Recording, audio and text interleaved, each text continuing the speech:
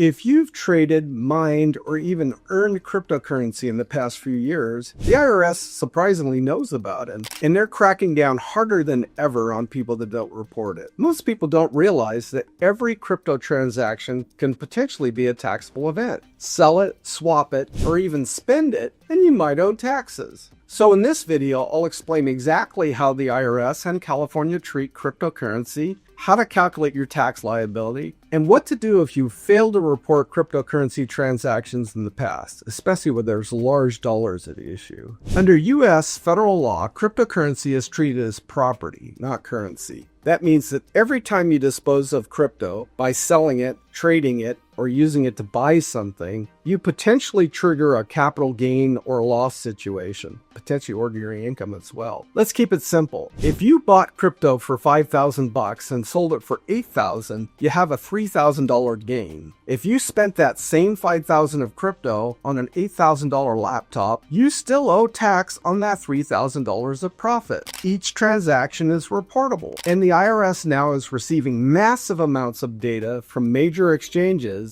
that it's been cross-checking against your tax returns. Not all crypto income results in capital gains. If you earn crypto through mining, staking, or receiving them as payment for services, that's treated as ordinary income, possibly subject to additional employment taxes. The fair market value at the moment you receive the coins is considered taxable income. That applies to mining rewards, staking payouts, airdrops after a hard fork, and crypto used to pay wages or invoices. And yes, it's taxable even if you never sold it.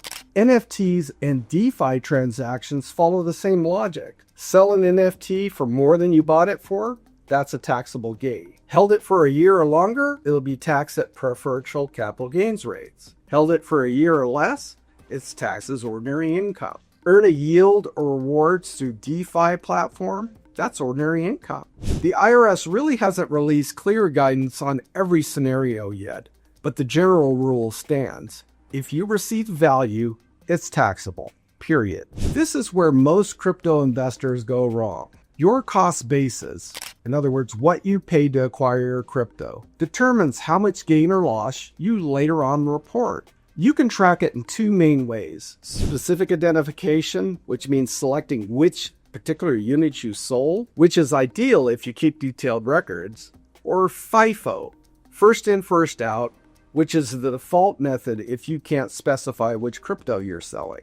Under new IRS guidance, you'll soon start receiving Forms 1099-DA. This will show cost basis directly from the exchanges. Do not automatically assume this information is accurate. But until that becomes standard, you must track your own records carefully. Dates, prices, and transaction details, wallet addresses. If you're in California, here's the bad news.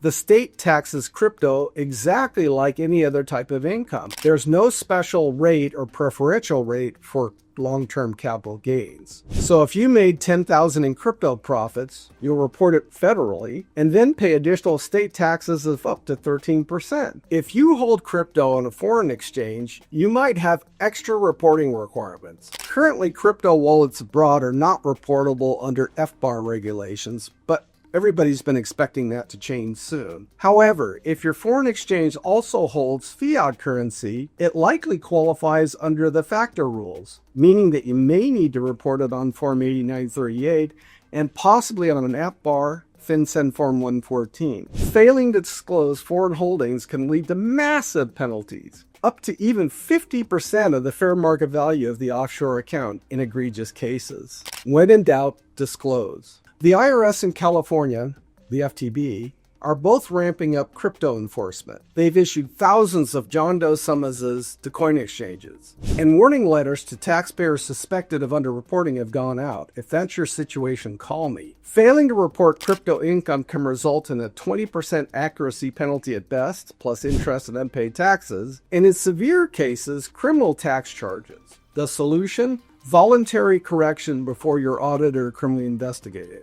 Our duly licensed tax attorneys and CPAs can expertly guide you through amending returns, making voluntary disclosures, and setting up an installment agreement where appropriate. At the tax law offices of David W. Klasing, our dual licensed attorneys and CPAs specialize in cryptocurrency taxation. We help clients calculate their crypto tax liability, we defend them in audits, and we fix high-risk crypto underreporting issues before they result in criminal tax investigation and prosecution.